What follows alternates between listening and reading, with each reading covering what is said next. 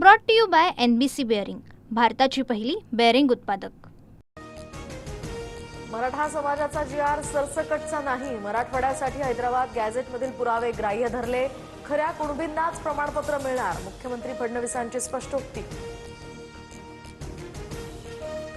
ओबीसींनी हैदराबाद गॅझेटचा अभ्यास करावा, शंका दूर होतील, एका जी.आर. मध्ये मराठ्यांचे सर्व प्रश्न सुटणार नाहीत, टप्प्याटप्प्यानं सर्व काही करू, उपमुख्यमंत्री एकनाथ शिंदेंची ग्वाही।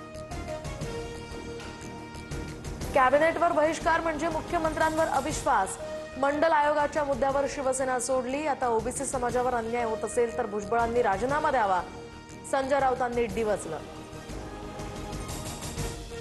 छगन भुजबळ कॅबिनेटमधून निघून गेलेले नाहीत, जी.आर.मुळे ओबीसी समाजावर परिणाम होणार नाही, मी भुजबळांना आश्वस्त केलंय, मुख्यमंत्री फडणवीसांची प्रतिक्रिया।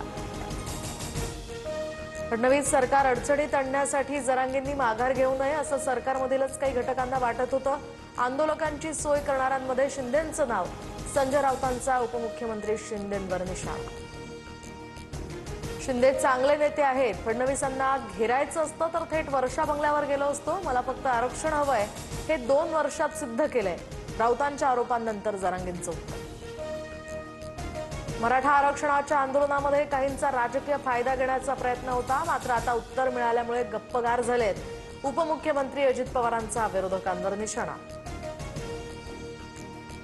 मराठा आरक्षणासंदर्भात भाजपच्या निर्णयाचा जी.आर. गंडवणारा, जरांगेच नव्हे तर उपसमिती, शिंदे समिती, मराठा कुणबी सर्वांचीच फसवणूक, प्रकाश आंबेडकरांचा आरोप। काहींना मराठा आणि कुणबी हा वाद पेटता ठेवायचा आहे, मंत्री जयकुमार गोरेंचा प्रकाश आंबेडकरांवर पलटवार, तर मराठा आरक्षणाचा जी.आर. हा गंडवणारा नसून विरोधकांना थंडावणार आहे, भाजपच्या नवनाथ बन यांचं प्रत्युत्तर। ओबीसी महासंघाचे नागपूरमधील उपोषण मागे, तर 14 पैकी 12 मागण्या सरकारकडून मान्य, एका महिन्यात जी.आर. काढणार, अतुल सावेंची मध्यस्थी फळाला। उद्या बारामतीमध्ये लक्ष्मण हाकेंच्या नेतृत्वात मोर्चा, ओबीसी आरक्षणाच्या बचावासाठी मोर्चाचं आयोजन, लक्ष्मण हाकेंची माहिती।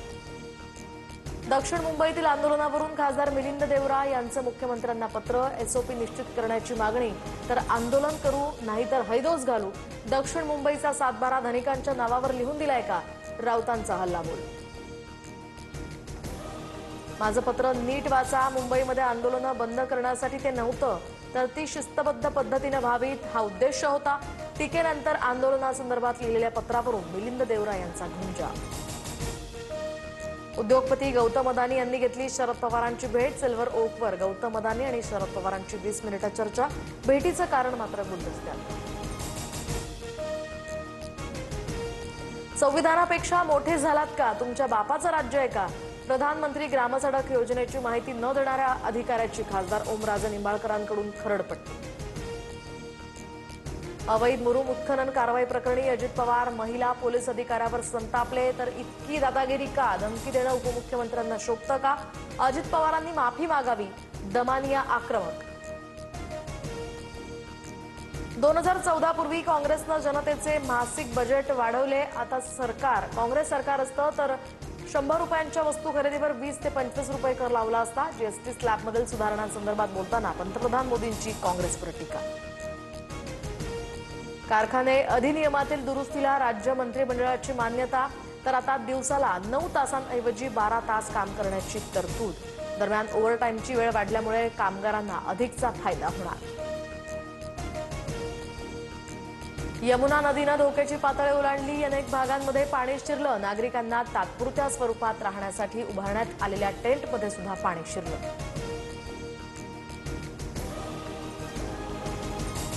Brought to you by NBC bearing, भारताची पहिली बेअरिंग उत्पादक।